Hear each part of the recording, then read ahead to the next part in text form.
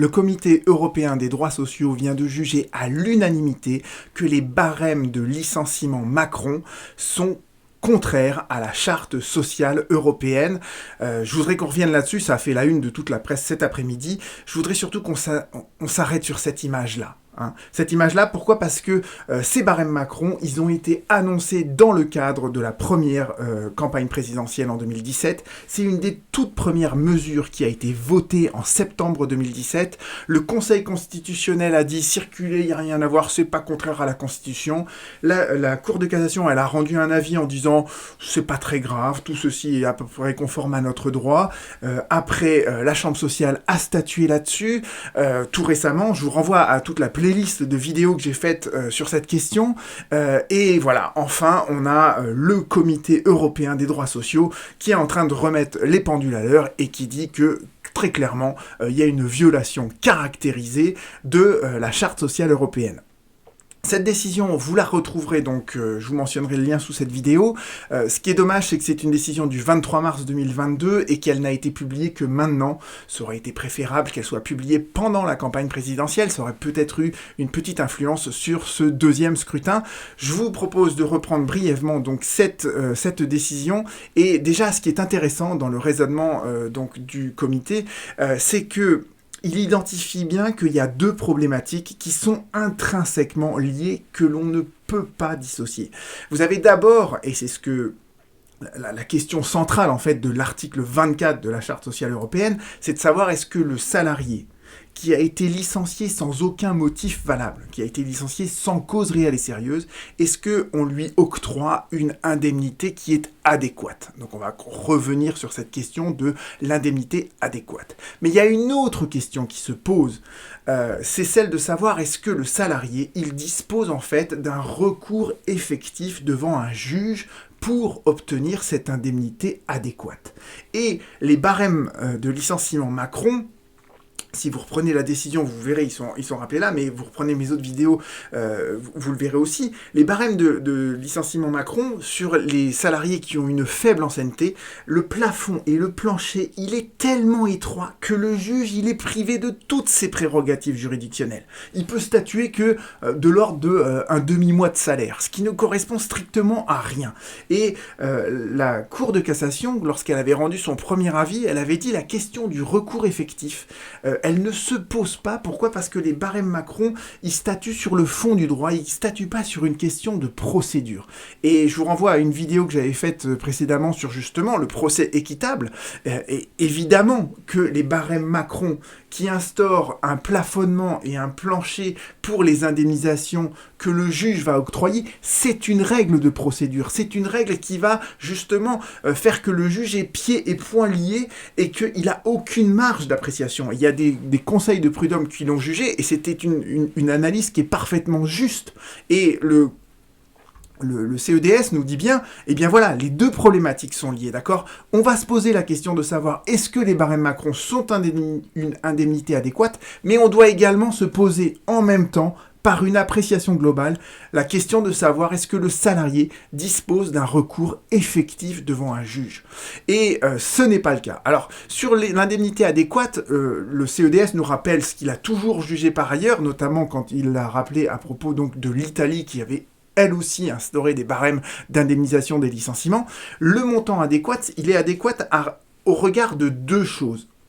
Premier aspect, une indemnité, elle est adéquate. Pourquoi? Parce qu'elle est suffisamment élevée pour dissuader l'employeur de faire des licenciements abusifs. Vous voyez que quand une indemnité, elle est trop faible, eh bien l'employeur, il fait ce qu'il veut, il peut licencier comme il veut, et c'est pire que ça encore, c'est que comme il a le pouvoir de licencier et qu'il sait que ce licenciement va pas lui coûter trop cher, eh bien il peut même dans l'exécution du contrat de travail, imposer au salarié n'importe quoi, parce qu'il sait que si le salarié refuse, il pourra le licencier très facilement. Donc vous voyez que les indemnités de licenciement Macron, elles, évidemment, leur premier effet, c'est qu'elles permettent à l'employeur de licencier pour pas cher, mais ça permet aussi, indirectement, de renforcer le pouvoir et l'abus du pouvoir que peut avoir l'employeur durant l'exécution du contrat de travail. Donc, l'indemnité, elle est adéquate parce qu'elle est dissuasive pour l'employeur. Elle est adéquate pour une autre raison, c'est parce qu'elle permet de réparer le préjudice qui est subi par la victime, qui est subi par le salarié. Et vous voyez bien, nous dit le comité, que si on a un plafonnement qui n'est pas en rapport avec le préjudice subi et qui n'est pas suffisamment dissuasif, eh bien on est dans une violation caractérisée de l'article 24 de la charte. Et au cas d'espèce, que nous disait le gouvernement français, il disait, regardez, notre Conseil constitutionnel, il a déjà statué là-dessus, et il trouve que il n'y a pas de restriction disproportionnée aux droits des victimes. Pourquoi ? Parce que, en fait, l'intérêt de ces barèmes, c'est de renforcer la prévisibilité des conséquences qui s'attachent à la rupture d'un contrat de travail. Entre guillemets, ça permet à l'employeur de prévoir combien va lui coûter un licenciement. Et le CEDH lui répond, oui, mais là, le plafond, il est tellement bas que, en gros, vous faites un cadeau à l'employeur, d'accord ? Le plafond, nous dit le comité, il ne dépasse pas 20 mois de salaire quand on a 29 ans d'ancienneté, près de 30 ans d'ancienneté. Et le barème, il est encore plus faible pour les salariés qui ont moins d'ancienneté ou qui travaillent dans des petites entreprises de moins de 11 salariés. Donc, les barèmes, les montants maximum sont trop faibles et surtout, comme je vous l'ai expliqué tout à l'heure, parfois le plancher et le plafond, ils sont quasiment à la même somme. C'est 2 mois et 2 mois et demi de salaire. Vous voyez que les prérogatives du juge, c'est de statuer dans les limites d'un demi-mois de salaire. Autant dire que le juge, il peut rien faire, d'accord ? Il est pieds et poings liés, comme je vous le disais tout à l'heure. Et donc, vous voyez que non sans une certaine ironie et une certaine honnêteté, le comité vous dit la prévisibilité, c'est la prévisibilité pour l'employeur de pouvoir faire des licenciements qui sont abusifs, d'accord ? Parce que la seule chose que les barèmes permettent, c'est pour l'employeur de budgéter le montant du coût du licenciement, sachant que le licenciement est totalement sans cause réelle et sérieuse. Donc, nous dit le comité européen, et il a parfaitement raison, d'accord ? Ces barèmes, il encourage les licenciements qui sont illégaux. D'autre part, le comité se pose la question, comme la Cour de cassation l'avait fait dans les arrêts que j'ai précédemment analysés, est-ce que, en dehors des barèmes, le salarié peut recevoir d'autres sommes qui lui permettraient, dans leur globalité, d'avoir une indemnisation adéquate, d'accord ? Et surtout, une indemnisation qui est individualisé, qui tient compte de la situation personnelle et individuelle du salarié. Or, vous voyez bien que les barèmes d'indemnisation des licenciements, par définition, ils ne tiennent pas compte de cette situation personnelle et individuelle. On fait des planchers et des plafonds pour que ce soit toujours prévisible par l'employeur. Et c'est ce qu'a fait la Cour de cassation quand elle a dit « on ne fera pas de contrôle de conventionnalité in concreto ». Elle a dit « on n'apprécie pas au cas par cas, on applique bêtement les barèmes Macron ». Et le juge européen lui dit « non, il faut justement pouvoir avoir cette appréciation de la situation individuelle de chaque salarié. » Et ce qui est très intéressant, c'est que ce juge européen, il nous dit, voilà, il y a des cours d'appel qui ont fait ce contrôle de conventionnalité in concreto. La première, c'est la cour d'appel de Bourges, dont je vous ai déjà parlé sur cette chaîne, qui disait que, au cas d'espèce, le salarié dont elle examinait la situation, eh bien, se retrouver avec une atteinte disproportionnée à ses droits. Et la Cour d'appel de Paris, dans un arrêt donc du 16 mars 2020, va elle aussi faire ce contrôle de conventionnalité in concreto pour justement écarter les barèmes Macron. Donc vous voyez bien que la Cour d'appel de Bourges, la Cour d'appel de Paris, elles ont bien saisi qu'il y avait cette question de l'indemnité adéquate, mais il y a aussi la dimension procédurale de cette barémisation des indemnités, et cette dimension procédurale doit, à travers un contrôle de conventionnalité in concreto, permettre d'écarter au cas par cas les barèmes d'indemnisation.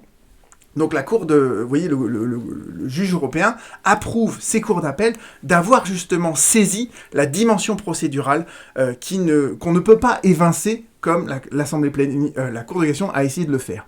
Quant au préjudice moral que subit le salarié, à la limite, vous voyez, on pourrait dire que les barèmes d'indemnisation, ils indemnisent le préjudice matériel, mais le salarié pourrait par ailleurs solliciter l'indemnisation de son préjudice moral. Ça, c'est possible dans le droit commun de la responsabilité civile, sauf que le droit de la responsabilité civile, il ne s'applique pas justement puisqu'on est en présence d'une loi spéciale. La loi spéciale, elle s'applique à l'exclusion, en fait, de 1240 du Code civil. Donc, le comité nous dit, enfin nous rappelle ce que l'on sait déjà nous en droit français, c'est que le salarié ne peut pas obtenir la réparation de son préjudice moral parce que son préjudice moral, il est déjà incorporé dans ces fameux barèmes d'indemnisation.